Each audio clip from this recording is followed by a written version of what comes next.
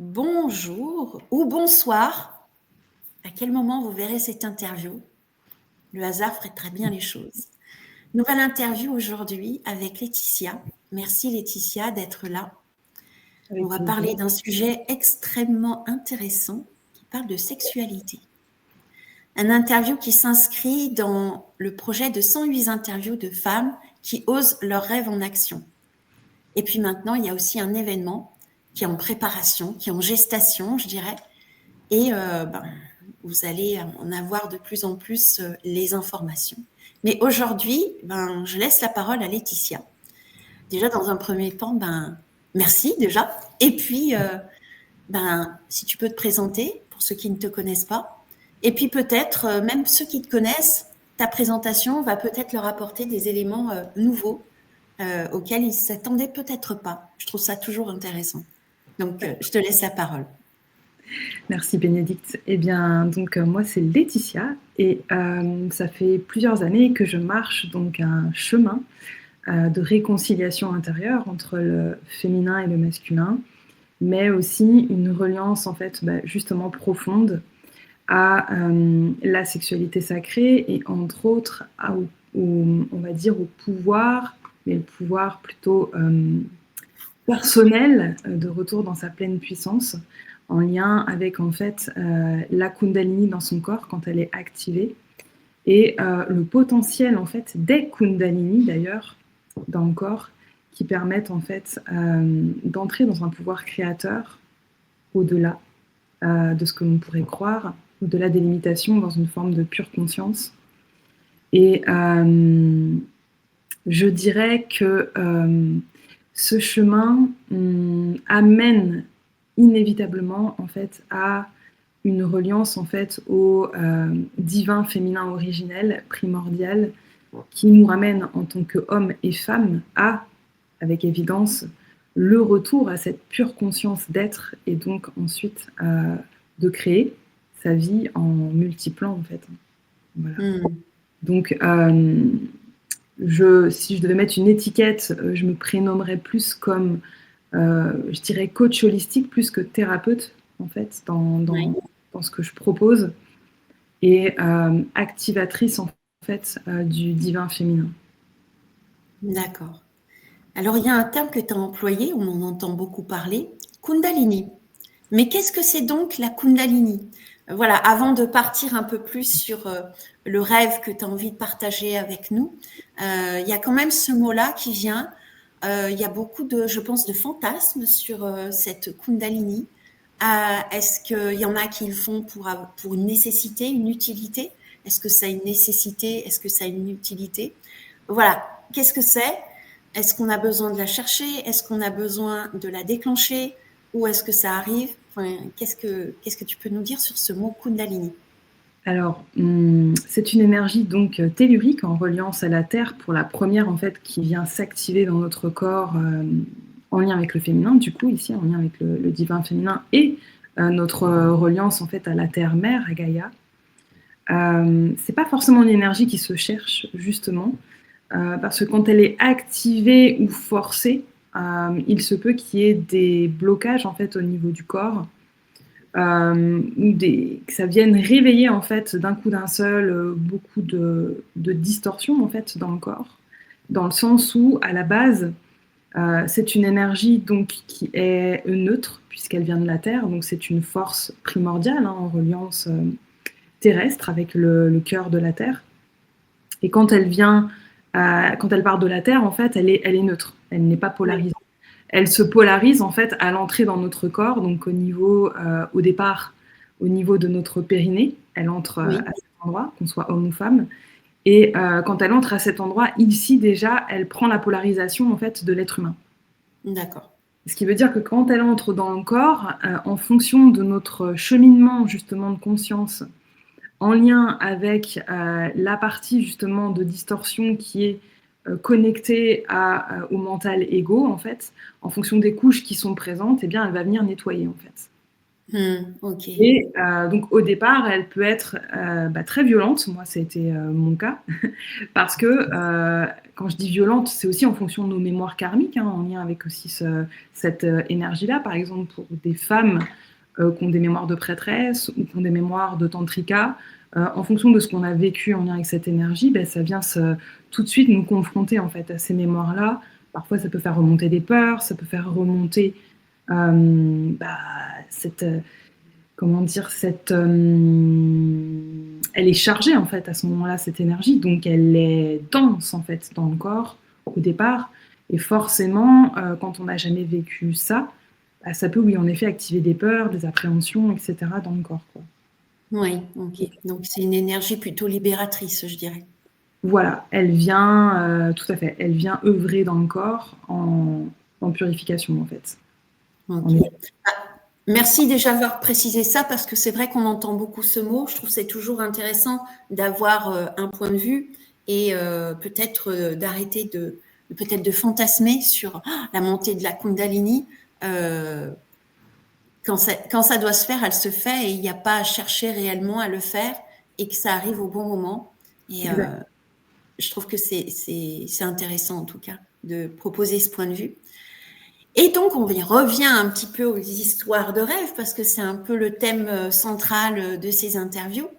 Euh, Au niveau des rêves, je pose toujours la question aux femmes, la relation au rêve.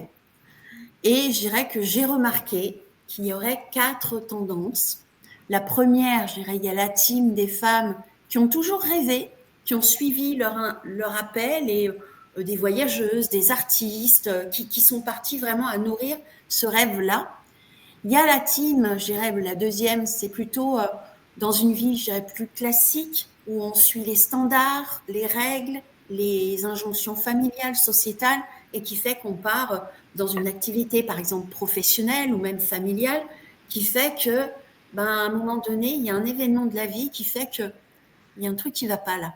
Ça peut être un accident, ça peut être un décès, ça peut être une maladie, ça peut être tout un tas de choses, qui fait qu'à un moment, il y a un réveil qui se dit, mais j'écoute pas ce qui est au fond de moi. Et là, il y a une aspiration à vraiment se connaître et répondre à ses désirs personnels.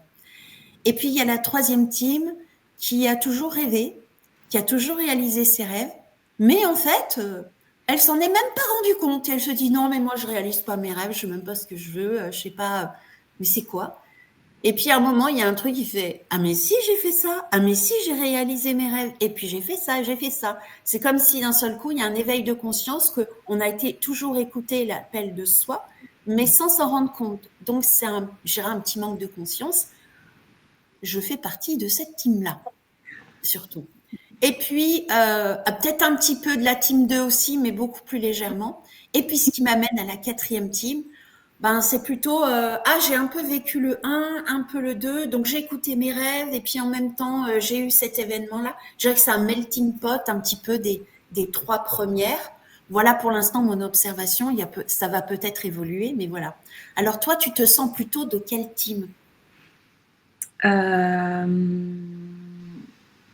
Je dirais peut-être un peu de tout, même si voilà, j'ai souvent suivi, en fait, il y a pour moi les petits appels et les gros appels.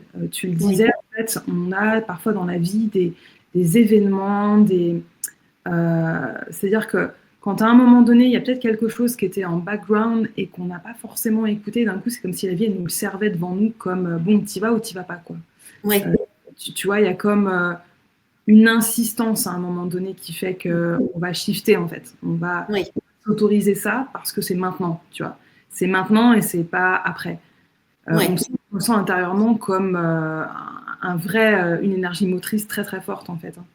oui, Et moi j'ai souvent eu ça à différents moments, comme déjà passer du salariat à l'entrepreneuriat sur un métier complètement différent, avec une reconversion professionnelle, comme après changer de région aussi, tu vois. À chaque fois ça a été comme des évidences et en même temps la vie, c'est comme si d'un coup il y avait un champ qui s'ouvrait dans la vie pour que je oui. puisse maintenant activer ça, tu vois. Ok. Alors, avec évidence, on a toujours en fond de trame parfois certaines peurs, mais il y a comme l'élan du cœur qui est beaucoup plus grand. Euh, Oui, Moi, j'ai quand même une énergie très leader, donc tu vois, solaire d'une certaine façon. Et j'ai toujours écouté. Et en même temps, je sais que je pourrais, si je prends mon passé, j'aurais pu peut-être aller plus loin. J'aurais pu y aller Oui, aussi, tu vois, si je devais faire le feedback aujourd'hui, beaucoup plus en douceur, parce que ça s'est jamais fait en douceur, du coup, tu vois, c'était en mode oui, bulldozer, dans l'énergie que je portais à l'époque, et tout est juste, hein. oui, Mais, oui. et en même temps, en effet, il y a des fois où parfois on se dit, tu vois, il n'y a pas longtemps, justement, je me suis dit, ok, Laetitia, des fois, tu as des désirs qui te traversent. Je parlerais plus de désirs que de rêves, tu vois, là. Oui, Parce qu'on peut revenir à quelque chose de beaucoup plus pragmatique. Tu vois, le rêve, il peut rester une forme d'utopie. Alors oui, qu'un désir, ça peut être plus pragmatique et enclenchable dans la demi-heure qui suit, tu vois, parce que c'est question oui, d'autorisation. Et il n'y a pas longtemps, je me suis dit, il y a quelques jours, tiens, Laetitia, ok, est-ce que quand tu as certains désirs qui te traversent, tu les mets en mouvement? Ou est-ce que tu es là en mode, ok, c'est là, c'est une pensée, et tu la gardes dans un coin de ta tête? Je me suis dit, bah ouais, tiens, cet été, je m'étais dit que je voulais faire de la plongée, et en final, je ne l'ai pas fait, j'ai pas pris le temps de chercher, de machin, de trucs. Tu vois, élan que j'avais à ce moment-là. oui, Parce que peut-être aussi, j'ai dans ma tête des scénarios, des histoires qui me disaient, ouais, nanana, et puis peut-être des appréhensions, parce que c'est nouveau. Bon, ok. oui, Tu vois, on n'est pas sur un rêve de fou, genre, j'ai envie de faire le tour du monde, hein. On est sur quelque chose de, tu vois, beaucoup plus relié, oui, hein. Mais oui, oui, ne serait-ce que ça, déjà, tu vois, mm, c'est pour moi puissant, en fait. Parce que oui, c'est oui, une oui, action qui met en mouvement. mm, Et bon, et je me suis autorisée à faire un truc, en fait, de l'ordre, on pourrait dire, du féminin impertinent et audacieux, oui, que j'avais un élan depuis un certain temps. Et mais je m'étais dit, bon, et comment la personne peut prendre ça et tout, machin. Tu vois, on projette souvent, on prend la responsabilité pour l'autre, des fois. oui, Il y a eu un soir où je me suis dit, bah, en fait, non, la responsabilité, c'est la sienne. Moi, je vais honorer mon élan, en fait, d'accord, avec cette intention pure que j'ai à l'intérieur, qui était de créer du lien. oui, Et j'ai mis mon numéro dans une boîte aux lettres. Parce que j'étais pas sûre de retrouver la personne aux endroits où on s'était déjà rencontrés, tu vois. oui, oui, oui, Et en fait, bah, truc de fou, le lendemain, il me dit, eh, ça te dit une baignade? Il me dit, j'ai un masque, un tuba, moi je pêche à tel endroit et tout, machin. Et il me dit donc, si tu veux, on se fait un moment plongé, tu vas voir, on va s'amuser et tout, machin. Et là, j'ai dit, oh my god, quelques jours auparavant, j'étais en train de me parler de plongée, tu vois? Et là, le oui, truc se fait instantanément. oui. Comme quoi, des fois, on a un désir et c'est aussi écoutez, le mot qui me vient, c'est sérendipité. En ce moment, il rentre dans ma vie et c'est vraiment, je trouve que c'est vraiment le comment dire, un peu la définition. Tu vois, j'ai envie de me mettre en lien. Il y a eu un vœu posé et puis finalement, tu vas vers un élan, un désir d'entrer en lien.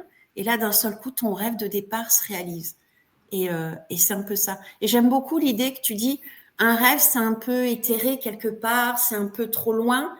Et je dirais, le chemin, ça serait le rêve qui devient un désir et qui devient une action et qui, en fait, réalise, en fait, ce qu'on avait imaginé sans trop y penser. Et je fais beaucoup le parallèle en t'entendant avec l'événement qui va rassembler l'énergie des 108 femmes, qui fait que oh ouais, tiens, on va se réunir, ça va être génial, mais le truc, il est posé presque irréalisable ou oh, ça sera un jour peut-être. Et puis là, il y a les éléments qui font que, au final, c'est en train de prendre corps. En tout cas, c'est en gestation et ça se met vraiment, ça commence à descendre dans la matière. Tu vois, là, on est dans le désir d'engendrer quelque chose. Et c'est très intéressant de voir le rêve, tu vois, le chemin du rêve, du désir, de l'action et puis de la réalisation. Donc, merci beaucoup C'est ça, pour en ce fait. chemin-là, en fait. C'est quand on a un désir, c'est ensuite, tu vois, de quelle façon on se met en mouvement. Et le mouvement, il part en fait déjà depuis l'intérieur avant d'être une action dans le faire, en fait. C'est, Oui, euh, tu vois, déjà premièrement, qu'est-ce qui a produit que ça a pu. Et encore, tu vois, je m'étais même pas dit, tiens, bah, faudrait peut-être que je pose ce truc, ou peut-être dans ma tête, ouais, je m'étais dit, bon, bah, du coup, on verra peut-être l'été prochain, tu vois. Parce que Oui. jamais j'aurais pu imaginer que d'un coup, genre, le lendemain, un truc comme ça, en plus, tu vois, genre, j'ai déposé sur un post-it, en plus, le truc, mais après avoir déposé mon numéro, je me suis dit, non, mais autant, on va prendre pour une tarée. Et en même temps, je me suis dit, bah non, en fait, moi, mon intention, c'était de créer du lien, parce que j'avais beaucoup aimé les conversations avec cette personne, tu vois, je trouvais qu'il y avait une ouverture, une curiosité sur plein de choses, et je trouvais ce lien enrichissant, en fait. Et donc, je m'étais dit, bah oui, en plus, la personne vivait à 2 rues de chez moi, enfin, tu vois, juste à côté, on est voisins, donc je me suis dit, bah oui, pourquoi pas, en fait, qu'est-ce qui m'empêche de... Oui. Ah, oui, possiblement les projections qu'il va faire et tout ça. Et en même temps, ben, c'est lui et lui, tu vois? Oui, tout à fait. Il y a vraiment cette notion de se dire, en fait, j'ai un désir, j'écoute mon élan intérieur, je fais l'action, et après, c'est un peu, je laisse la vie, je vais pas imaginer de ce qui va se passer. En tout cas, moi, j'ai fait l'action qui répond à mon désir intérieur. Et après, qu'est-ce qui se fait? Et puis le résultat, en fait, ça répond à un autre rêve auquel qui était là, tu vois. C'est fou. Et puis il y a vraiment cette notion, ça peut arriver plus vite qu'on l'imagine, en En plus, réalité. c'est ça. Ouais. Ah, c'est rigolo. Tu vois, ça, ben, c'est tout à fait, tu vois, je fais le parallèle vraiment avec le rassemblement des 108, l'événement 108. Ben, en fait, je l'imaginais plus loin. Et puis là, ben, des rencontres font que tu fixes une date.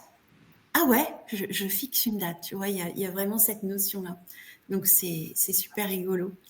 Et ben pour parler des rêves quand même, qui vont devenir, ou peut-être qui sont déjà dans le désir pour toi, quel est celui que tu auras envie de partager avec nous aujourd'hui?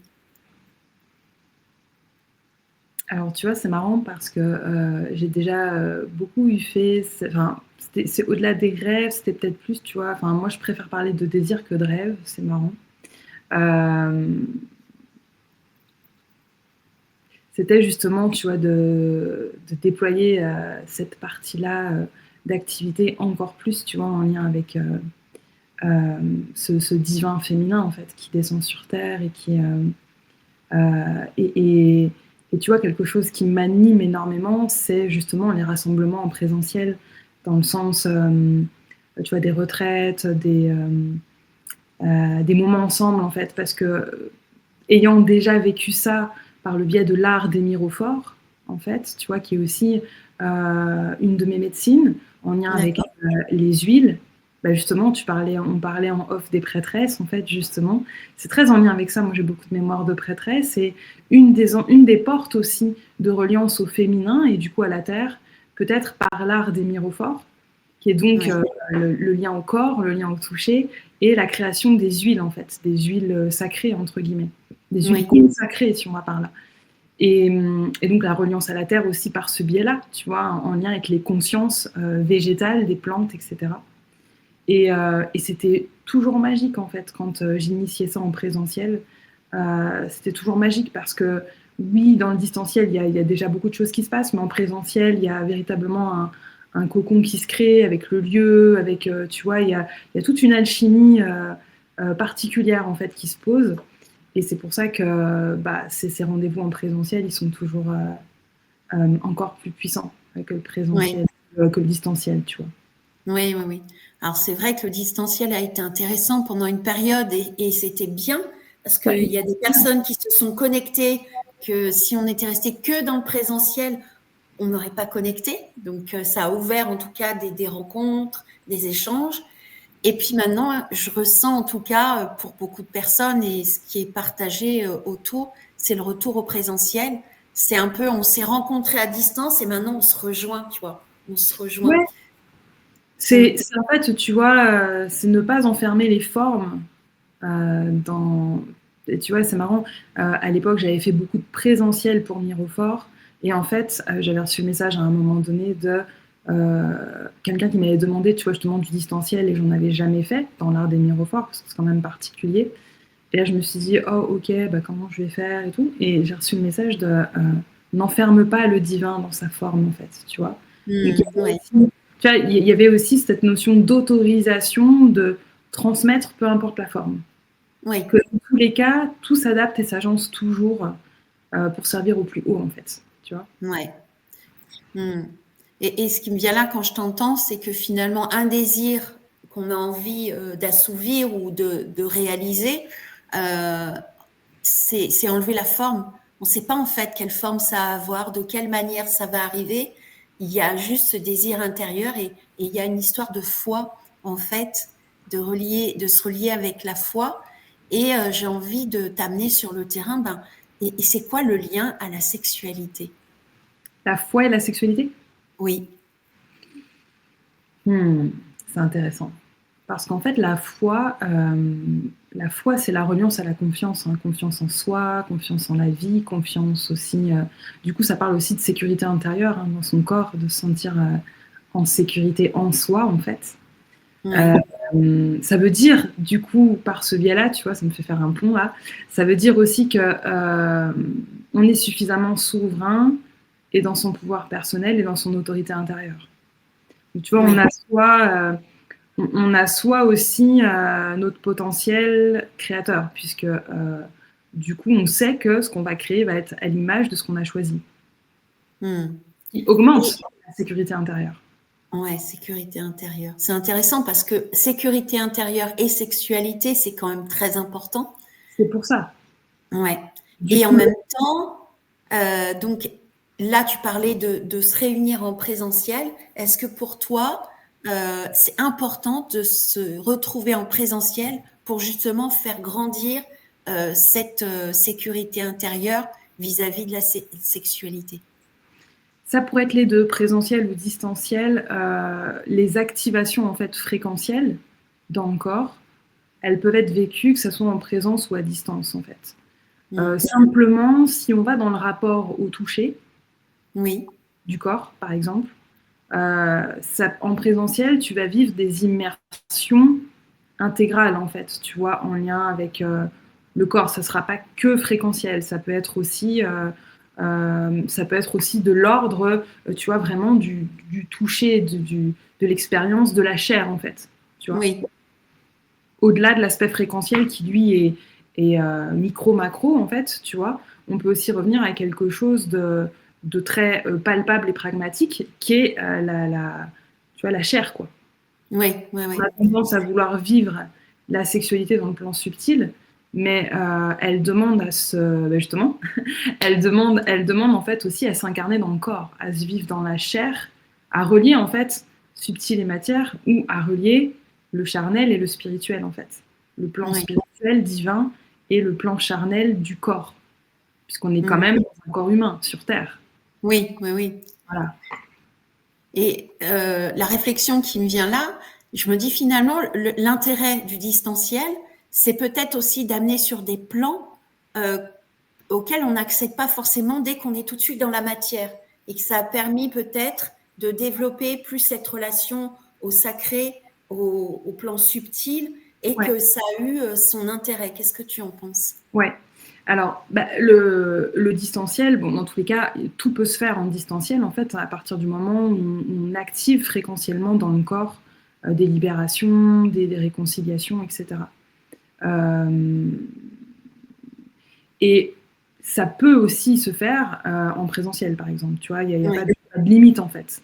oui, La seule limite du distanciel, ça serait pour, et encore ça se fait, mais ça serait pour, comme je te disais, le côté plus palpable, touché, oui, etc. Ou la reliance à l'autre, tu vois, dans des formes de échanger des regards, enfin, tu vois, même si, ok, oui, on peut le faire aussi à distance, mais comment dire, la connexion d'âme à âme oui, présentielle, en effet, sera quand même beaucoup plus forte, tu vois. ouais, ouais, Parce ouais, que là, on est en présence physique, tu ouais. vois. Là, donc, Mm. le distanciel, lui, il va activer dans tous les cas. Il va activer ce qui est juste pour la personne, en fait. Ouais, ouais, ouais. Au, de sa multidimension. Mm. Et ce C'est-à-dire qui me corps vient, physique et ouais, corps subtil, en fait. ouais, ouais, ouais. Et en même temps, ça peut aussi être de commencer à distance, ça crée du lien et qui fait que pour des personnes qui ont besoin d'être en sécurité, à distance, ça permet déjà de créer un premier lien, un premier regard et qui va ensuite dire ah ça y est, maintenant j'ai envie en fait de passer de l'autre côté de l'écran d'une certaine manière et pour rentrer en contact et pour se sentir plus en sécurité, alors que au départ, ça aurait été peut-être complexe. Donc, ça a aussi cet avantage. Donc, je me dis, l'alliance du distanciel et du présentiel, elle est formidable d'une certaine manière. C'est ça. C'est pour ça que, avec évidence, que tu le pressens, toi, pour ce que tu es en train d'organiser, mais c'est pas la même gestion. C'est sûr que c'est Oui. beaucoup plus simple et fluide d'organiser quelque chose en distanciel que d'organiser en présentiel, parce que c'est une gestion, on va dire, ça demande beaucoup plus de structure, de penser à beaucoup plus de choses, etc. Du matériel, etc., etc. Voilà, trouver un lieu, etc. Bon, on est d'accord. Donc c'est deux expériences différentes et en même temps qui sont complémentaires et qui sont enrichissantes dans tous les cas, en effet. Ouais. Et j'en reviens à la sexualité, qui fait que c'est quand même ton credo, je dirais, et que justement, il y a quand même beaucoup de femmes qui sont des blessées de la sexualité ou qui portent ça en elles, en tout cas, on le porte toutes, soit pour l'avoir vécu, soit pour porter des mémoires. Ouais. Et je dirais que le distanciel a été peut-être plus confortable pour certaines femmes dans un premier temps, pour se réconcilier avec elles-mêmes et le rapport à l'autre. Et alors, en présentiel, quand tu vis, je dirais peut-être, en tout cas, le mot qui me vient, réconciliation au niveau de sa sexualité sacrée, ça, c'est quoi pour toi exactement? Qu'est-ce que tu pourrais en dire des femmes qui se posent des questions, mais c'est quoi en fait C'est quoi la en présentiel? Ah,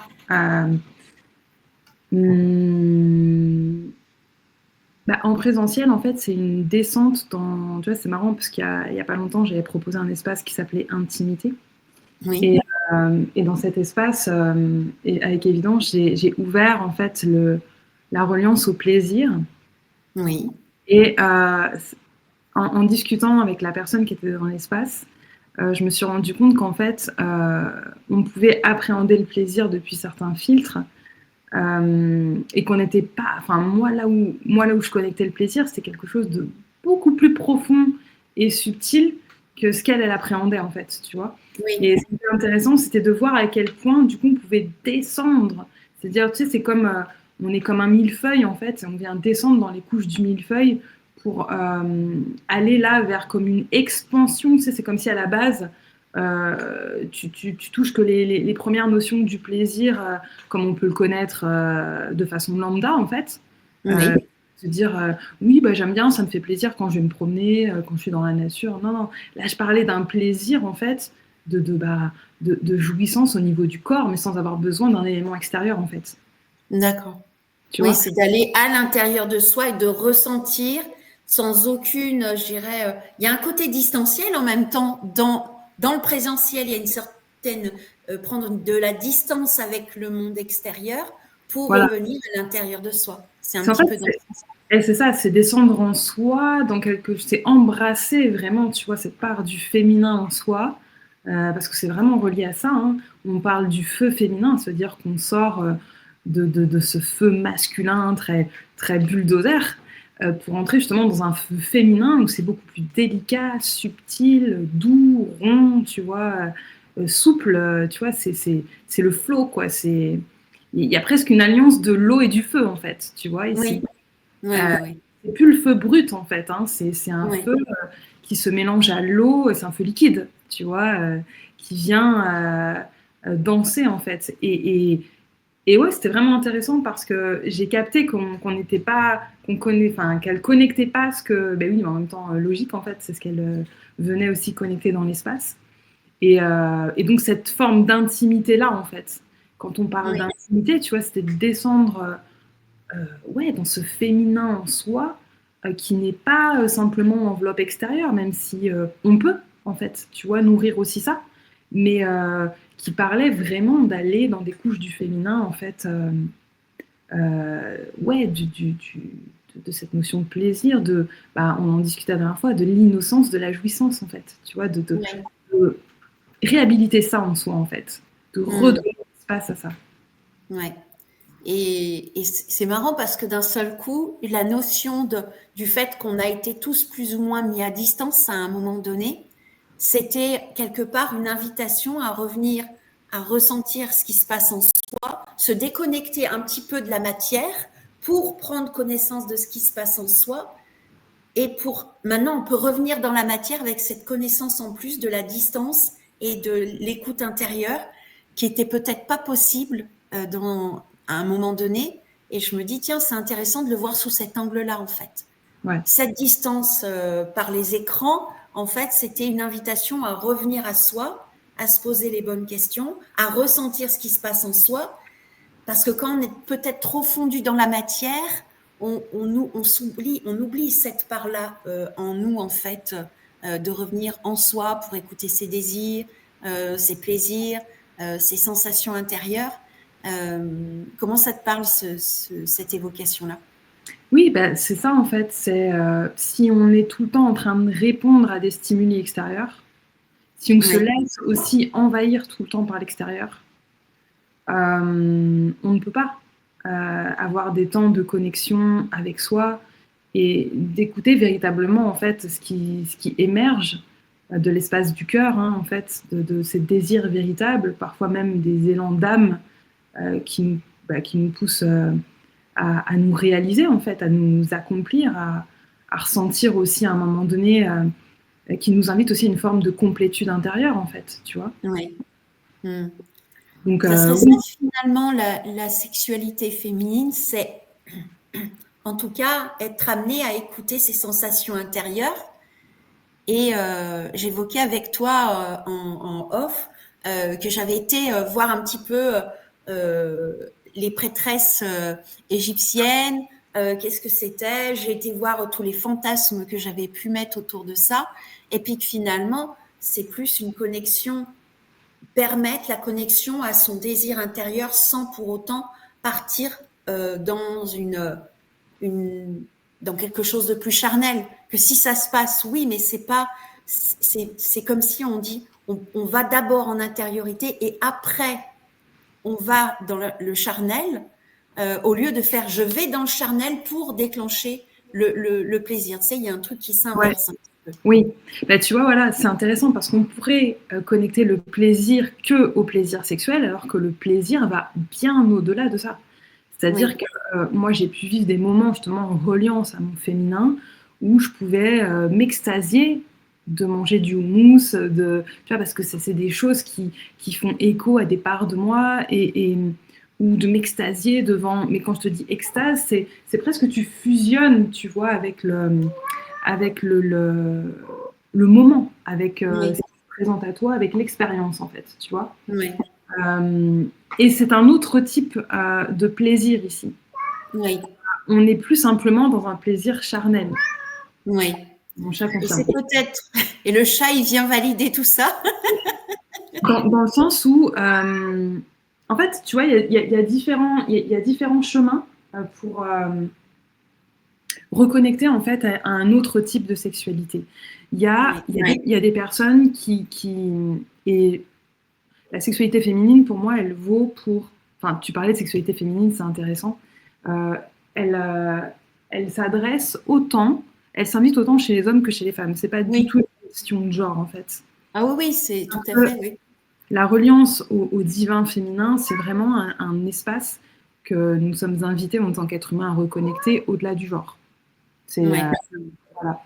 Et dans la sexualité, c'est pareil. Ça veut dire que tu vas avoir des personnes, en fonction du chemin de chacun, qui vont peut-être avoir vécu des abus durant l'enfance, ou qui ont peut-être des mémoires en lien avec un aspect justement religieux, tu vois, qui fait que va y avoir une sorte de morale, va y avoir une sorte de c'est sale, va y avoir oulala, non, tu vois, tout ça. Et les personnes qui auront vécu l'abus, où là, ça va être complètement déconnecté du bas du corps, en fait. Oui. Ce qui fait que ces chemins-là, ils ont besoin de revenir justement au charnel Oui. pour, en fait, et au toucher du corps et à la stimulation et au fait, aussi à l'indépendance. Ça veut Oui. dire revenir aussi dans sa propre sexualité avant de vouloir le vivre dans le deux, Oui. se découvrir aussi. Oui. Qu'est-ce qui est bon pour moi, qu'est-ce qui est OK, qu'est-ce qui n'est pas OK, tu vois? Oui. Avant de pouvoir passer aux deux et avant de, en effet, aller vers le chemin que tu préconisais, tu vois, tout à l'heure. Et puis, tu as des personnes qui peuvent être déjà prêtes dans le sens, elles ont déjà un terreau où la sexualité était ouverte, en fait, Oui. ici. Et le chemin est plutôt de revenir à d'aller ici comme libérer les espaces en distorsion en lien avec la sexualité, qui peuvent Oui. être donc, tout ce que la société a posé, tout ce que l'énergie du patriarcat aussi a laissé en héritage à l'humain, qui est donc Oui. les aspects un peu d'addiction parfois, Oui. de perversion. Tu parlais de fantasmes, de projection, enfin de tout ce qu'on fait en effet en lien avec ça, de morale aussi, Oui. qui donc nous mettent dans des espaces de jugement, parfois de peur, etc., etc.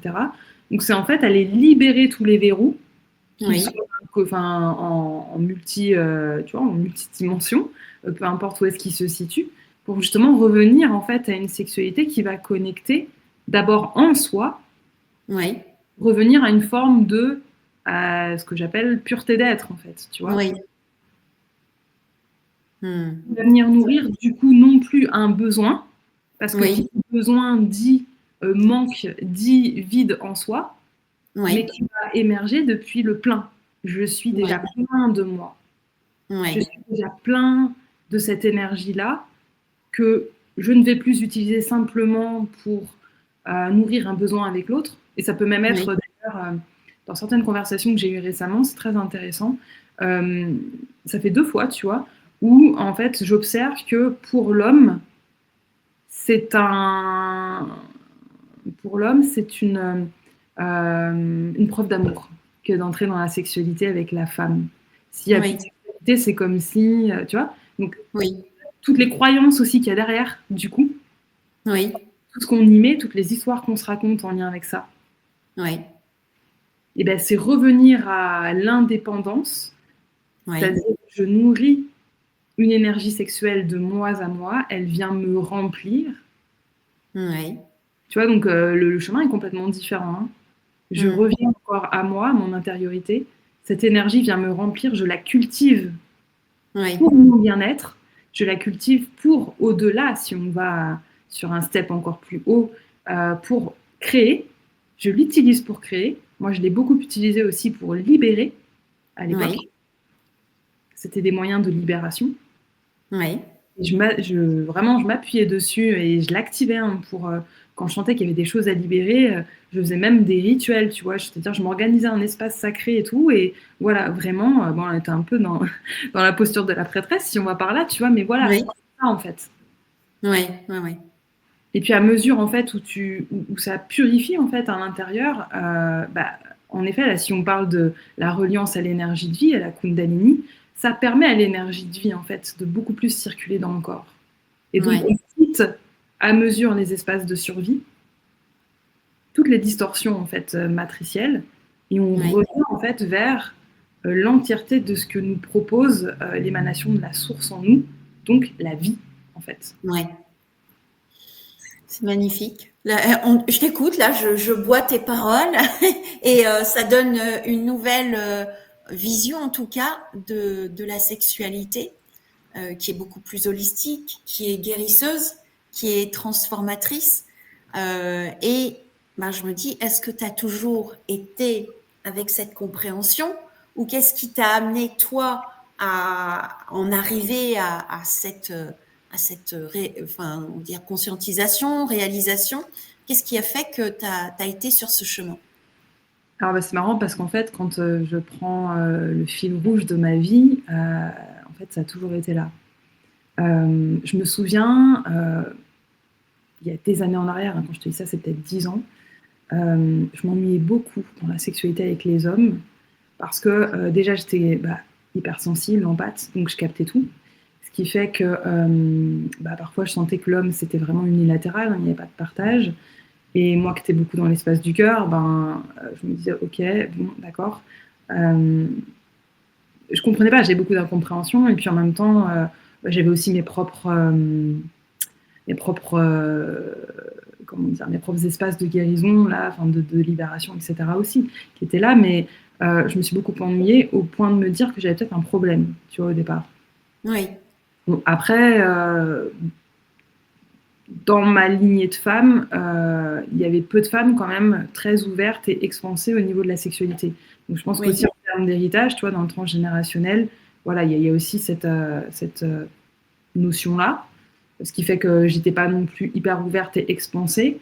Mais pour moi, il était important de vivre déjà une forme de sexualité dans la sensibilité. Parce que c'est ce que je porte, en fait, déjà. Oui. Et jusqu'au jour, en fait, où j'étais en couple avec un homme qui m'a fait découvrir la sexualité sacrée, où là, en fait, mais tout mon être a vibré, toutes mes cellules ont... Bon, en fait, c'est ce que tout mon être, mon âme et tout ça attendait depuis très, très longtemps. Et là, je me suis dit, ok, il y a un truc. Et là, il y a eu des shifts en fait qui se sont faits en moi où je me suis dit, et puis j'avais déjà ma Kundalini activée, donc je vivais déjà des choses en lien avec ma Kundalini. Mais là, ça a été révolutionnaire en fait, tu vois, pour moi. Et à partir de là, j'ai commencé à transmettre en fait ce que c'était que la sexualité sacrée dans des espaces avec des femmes. J'ai eu un homme en accompagnement, tu vois, mais c'était surtout des femmes. Mais je transmettais plus dans... alors oui, la réconciliation en soi, parce que j'utilisais déjà cette énergie à l'époque comme espace de libération. Et toute seule, je m'étais dit, eh bien, je vais me réapproprier cet espace de la sexualité. Je vais aller, avant cette relation, je vais aller, me découvrir. Je vais aller voir ce que ça dit en moi. Je vais me réconcilier en fait avec ma sexualité et je vais aller voir ce qu'elle me dit, cette énergie, parce que oui, la Kundalini avait créé chez moi une expérience mystique de l'ordre de qu'est-ce que c'est que ce truc. Et donc forcément là, ça a ouvert un espace de c'est quoi ça, qu'est-ce que ça dit, et j'ai commencé à me renseigner en fait. Et ce lien que j'ai avec la fréquence de Marie-Madeleine a vraiment émergé à ce moment-là.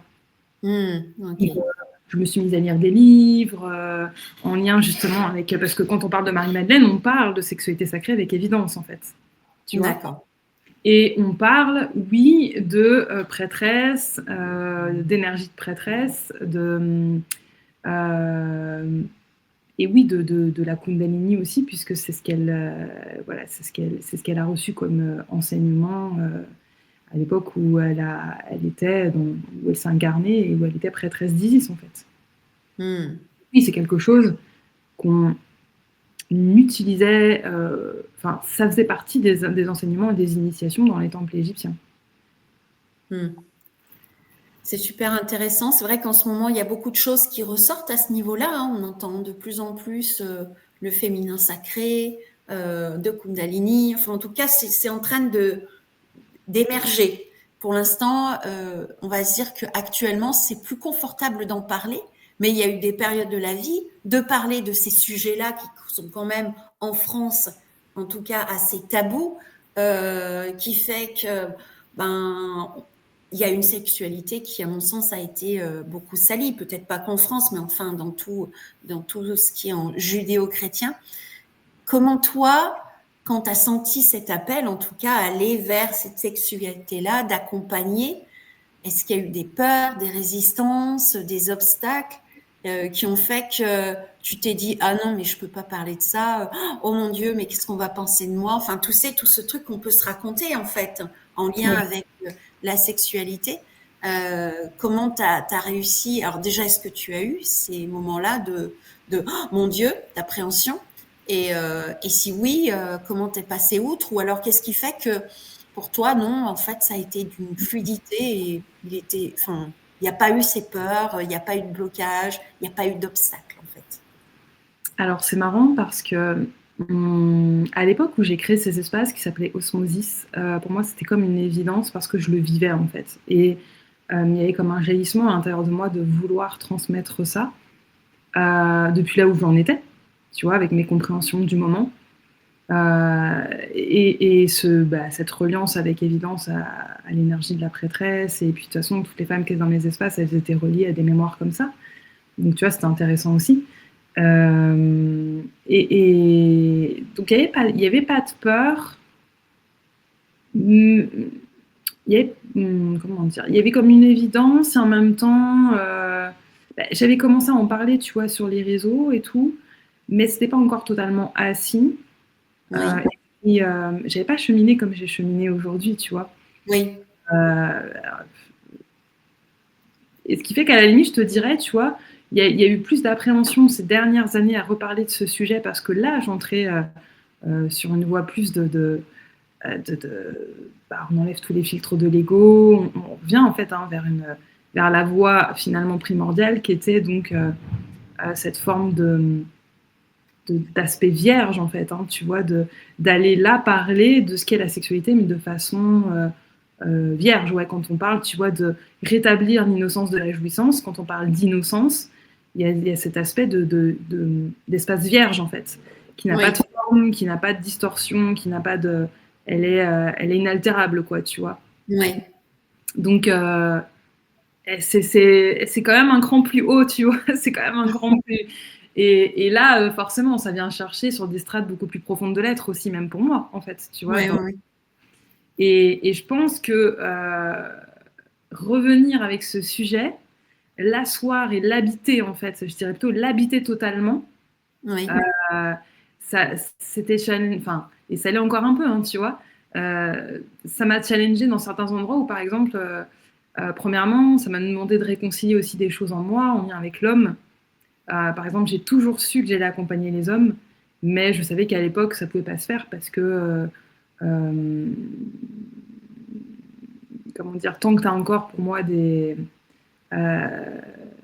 une forme de revendication, tu vois, avec le masculin de façon générale, quand tu es dans des espaces de revendication, alors oui, tu peux le faire, hein, peu importe, hein, de toute façon, il n'y a pas de jugement sur le sujet, mais tu vois, je sentais, en tout cas, sur mon chemin, je sentais que ça me demandait d'être euh, comme sortie de l'espace de revendication, en fait. oui, oui, oui, je comprends. Tu vois, en lien avec le masculin de façon générale. Mais du coup, Oui, l'homme. Hein. Et, euh, et oui, parce qu'il y a quelque chose, tu vois, que ce soit chez les hommes ou chez les femmes, on ne vient pas connecter la sexualité sacrée du même endroit, oui, en fait. On n'a oui, pas les mêmes héritages, qu'on se soit incarné oui, en homme ou en femme, en fait, pour le coup. oui, oui, Si la reliance au divin féminin est au-delà du genre, elle se refait, elle se reconnecte, en fait, en partant d'un biais différent en fonction que ce soit incarné en homme ou en femme. Parce que du coup, on n'a pas les mêmes héritages terrestres.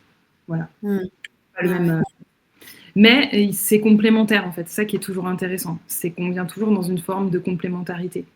Et l'un mm, et l'autre. Et du coup, moi, ça m'a demandé de dépasser par rapport à l'homme, justement, et en lien avec certaines blessures que je portais, dépasser et réconcilier, c'est marrant, cet espace de être vu comme une femme objet, en fait. oui, Et regard, en fait, de l'homme en lien avec la femme objet. Parce que tu vois, c'était blessant, en fait, pour moi. oui. Voilà. Ben, il y a quand même, je pense qu'il y a beaucoup de femmes qui se sentent, en tout cas, qui ont peut-être cette sensation d'avoir peur d'être la femme objet, d'avoir cette sensation d'être traitée comme une femme objet, et ce qui fait que, ben, est-ce que ça vient de nos croyances? Il y a nos croyances, il y a celles des hommes, il y a comment en fait tout ça se mélange un petit peu, ce qui fait que ça squeeze un peu les relations, ce qui fait que ben, il y a la peur de l'autre qui fait que Voilà. je rejette. Il y a la peur de mes propres ressentis aussi, de se dire ah non mais comment je peux penser ça, tu vois, peut-être tous les fantasmes qu'on peut se faire qui fait que ça pervertit, en tout cas, la relation, et notamment une sexualité beaucoup plus sacrée et une relation beaucoup plus sacrée entre les hommes et les femmes. Et c'est vrai que il y a toujours ces appréhensions, donc ça demande vraiment de se connaître, d'accepter d'aller se voir bien profondément, je dirais, et de voir un petit peu nos peurs, nos travers, nos perversions, enfin tout ça, pour nettoyer en fait.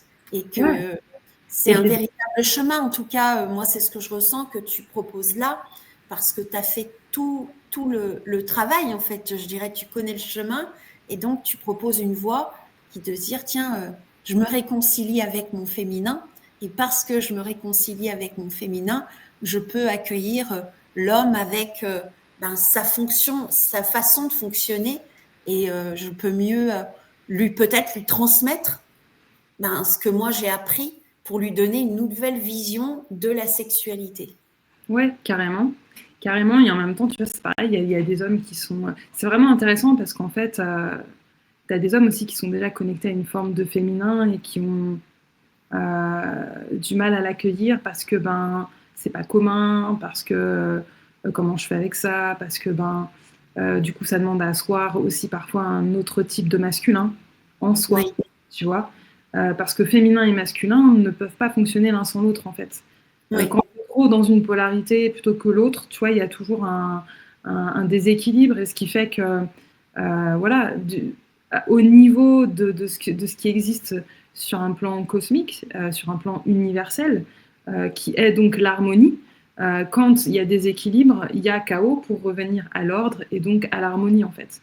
Et ce qui existe en haut est comme ce qui existe en bas, donc en nous. Nous sommes le microcosme du macrocosme, entre guillemets. Et quand on refait descendre dans son corps le système universel, donc pour revenir à une forme d'harmonie, et c'est là où en fait on vit comme une forme de fluidité, d'entrer dans le flux en fait de la vie. Et oui, on revient sur des espaces nommés sacrés. Sacrés pourquoi ? Parce que comment dire, détachés des interférences en fait. Oui. Tu vois ? C'est super intéressant. Enfin là, tu vois, il y a eu un échange qui a été d'une grande richesse. Et si je peux résumer, tu vas me dire si j'ai bien tout, intégré, parce que pour moi, ça a été comme un enseignement, là, ce que tu nous as transmis. Il y a vraiment d'abord un retour à son propre corps, apprendre à se connecter avec son corps charnel, mais au niveau individuel, d'abord soi. Et après, ressentir ses plaisirs, se connecter à sa propre sexualité avant d'aller rejoindre l'autre, c'est d'abord se compléter, apprendre à se connaître. Et parce que je me connais, parce que j'arrive à me réconcilier avec mon corps, oser me toucher, oser m'écouter, eh bien à ce moment-là, je peux me mettre en confiance et me sentir en sécurité dans la relation avec l'autre. Ouais. Enfin, voilà ce que j'ai retenu de tout ce que tu as partagé. C'est super riche. Et si là, aujourd'hui, tu avais un conseil à une femme de dire qui est encore mal à l'aise avec cette énergie sexuelle et avec qui se dit mais c'est quoi la sexualité sacrée? Parce que c'est vrai qu'on en parle, mais c'est quoi au juste la sexualité sacrée? Qu'est-ce que tu auras envie de lui transmettre? Qui est peut-être dans cette recherche-là en ce moment. Alors c'est vrai que c'est un thème qui est devenu à la mode depuis quelques années, et puis ça a presque été un concept en fait entre guillemets, mais au final c'est véritablement un enseignement vivant en fait. Oui. C'est vraiment une expérience du corps de réconciliation finalement avec premièrement pour la femme un espace de pleine puissance d'être en fait. Ouais. C'est-à-dire que pourquoi est-ce que le patriarcat, l'énergie du patriarcat a muselé en fait le féminin, c'est bien par l'énergie de la puissance sexuelle en fait. Pourquoi est-ce que les religions l'ont dépeint comme sale, comme avec une forme de morale derrière, etc., etc. C'était pour éteindre ça. Et qu'est-ce qui se passe? C'est qu'on se rend compte quand on est un peu avancé sur ce chemin de conscience, on se rend compte qu'au final, quasiment tous, on a une polarité masculine très contrôlante. Oui. C'est l'énergie du patriarcat en nous qui œuvre, en fait. Oui. Et qui vient poser des verrous dans ces espaces de contrôle, en reliance avec plein de sujets qu'on a nommés depuis tout à l'heure, qui viennent poser des verrous là pour que nous n'accédions pas à la pleine puissance de ce qu'est le féminin originel, en fait, qui est dans l'innocence, qui est dans l'ondulation du bassin, de la danse, des mouvements, qui est dans... Donc on est dans cette rondeur, on est dans cette réceptivité, en fait. Donc si je comprends bien, un des premiers mouvements à faire pour une femme, c'est de revenir dans son bassin et de se mettre à danser, peut-être mettre une musique et de faire bouger son bassin, de sentir son bassin, d'oser onduler dans son bassin sans pour autant en avoir une image sale et dégradée, en fait. C'est vraiment revenir, tu vois. Enfin, là, je vois mon bassin, tu vois, je me mets en même temps, je parle et puis, voilà, juste ça, peut-être ressentir sa présence dans le bassin pour oser être dans cet espace-là, pour venir s'asseoir dans sa pleine puissance. Exactement, parce que nous, les femmes, on est souvent, enfin, certains hommes aussi, mais de manière générale, on est tous plus ou moins là-haut. Alors nous, les femmes, on inclut le cœur souvent, donc tête, cœur, et la reliance au bassin, au bas du corps, donc la reliance aussi du coup à la terre, hein, à cette énergie féminine de Gaïa, n'est pas toujours connectée. Et souvent, il y a des personnes qui sont même dissociées du bas du corps, en fait. Oui. Donc, c'est vraiment revenir dans ce bassin. Et puis, tu vois, là, ces derniers temps, j'expérimente un peu et je m'aperçois, si on se met debout, les deux pieds, enfin, quand on commence à bouger automatiquement dans le bassin, il y a les pieds qui viennent se poser dans la terre et qui, pour garder, tu vois, automatiquement, c'est un réflexe pour pas perdre l'équilibre. On vient bien se poser, puis là, on peut bouger dans le bassin. Et c'est peut-être le chemin, le premier chemin pour un retour à une sexualité sacrée. Tout à fait. En tout cas, d'être en présence dans cet espace, ouais. Dans cet espace. C'est quand même, la matrice de création. Oui, tout à fait. Tout à fait. Il ne sert pas qu'aux enfants, à créer des enfants. Hein. Oui, tout à fait. C'est une porte énergétique, hein, d'une certaine manière. Exactement. Donc, c'est vraiment revenir à un pouvoir créateur, à un potentiel de création ici beaucoup plus grand, dans l'illimité, en fait. Dans l'illimité. Ouais. Si vraiment on s'autorise à ouvrir cet espace en grand.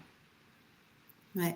Et juste petit témoignage, en ce moment, avec la création de cet événement, eh ben, cette énergie de l'événement, il est dans mon bassin, en fait. Je fais corps avec cet événement et d'un seul coup, il y a un truc qui fait waouh! Et là, ça prend de l'ampleur, tu vois. C'est presque comme un enfant qui est en train de grandir et qui est venu se nicher dans le bassin, dans le ventre. Et là, il y a quelque chose qui me dit waouh!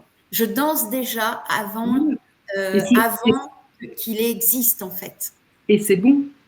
Ouais, et que c'est super bon. Et c'est savoureux ici, en fait. Tu vois. C'est vraiment aussi, je m'autorise à recevoir le bon, à ressentir le savoureux, le gourmand là, dans cet espace. Presque, je m'autorise à ce que cette création-là soit jouissante, en fait. Merci. Merci. Est-ce que tu as envie de partager une conclusion? Est-ce que tu as envie de... le mot de la fin, je dirais. Le mot de la fin, ça serait qu'on est vraiment dans un changement de paradigme là qui invite en fait véritablement à revenir en fait à l'origine, à revenir à l'essence de qui nous sommes, à faire péter les limites autour de nous et à vraiment s'autoriser en fait à kiffer et à jouir de la vie. Et la vie, elle est déjà présente en nous-mêmes avant d'être présente à l'extérieur, en fait. Ouais, magnifique. Merci. Est-ce que tu as une actualité en ce moment, sachant que cette interview va exister pour longtemps? Donc là, nous sommes à l'automne 2025. Et dans cette période d'automne 2025, quelle est ton actualité? Alors, je suis en cours de justement propositions. Justement, moi aussi, j'ai une œuvre dans mon bassin depuis d'ailleurs maintenant 9 mois. Ah, Donc on arrive au terme de l'accouchement, c'est bien. oui. Justement d'un espace en fait, de plusieurs mois proposé en lien avec la sexualité sacrée, ouais. Avec différents bains, puisque ça va être des enseignements, enfin c'est une création spiralée, tu vois, qui permettent de premier bain, deuxième bain, troisième bain, parce qu'on est obligé de commencer depuis la base et puis ensuite de créer l'expansion autour justement de la sexualité sacrée. Donc voilà. Et ben voilà, donc vous avez les liens pour connecter avec Laetitia dans le descriptif de cette vidéo. Donc voilà, si vous avez envie de lui poser des questions, si vous voulez en savoir plus sur la sexualité sacrée parce que vous êtes aspiré à reconnecter, parce que j'ai envie de dire reconnecter, parce que je pense qu'on l'est dès le départ, mais après, il y a un truc qui fait qu'on déconnecte. C'est ça. Donc voilà, vous pouvez contacter Laetitia. Si vous avez aimé cette interview, mettez un pouce. Je pense que si vous êtes encore là, c'est que vous avez aimé. Mettez un pouce. Partagez autour de vous parce que ça favorise la visibilité de cette interview et puis aussi de toutes les interviews de femmes. Là, ça commence à en faire quelques-unes quand même. Et donc, voilà, si vous voulez contribuer à la visibilité de toutes ces femmes et du projet 108, le projet 108, c'est les interviews. Maintenant, ça va être aussi un événement et puis plein d'autres choses. Parce qu'a priori, il y a plein de choses qui vont arriver. Je n'ai pas encore toutes les informations. Pour l'instant, j'en suis là. Et la vocation de ce projet 108 étant l'union du féminin et du masculin. Mais pour en arriver là, l'objet, c'est la réconciliation le féminin réconcilié avec lui-même, avant tout. Et donc, voilà, ce projet-là œuvre dans ce sens-là. Tout me mène, en tout cas, sur ce chemin-là. Donc, si vous aimez, je vous invite à partager. Et puis, il y a encore des places. Donc, s'il y a des femmes qui ont envie de participer à ces interviews pour partager leurs rêves, leurs aspirations, vous prenez contact avec moi. Si vous avez envie de soutenir ce projet, il y a aussi une cagnotte Litchi. Et puis voilà. Et puis, je vous dis à bientôt pour la prochaine interview. Merci beaucoup. Gratitude, Laetitia, pour ta contribution. Merci à toi aussi pour l'accueil. Au revoir.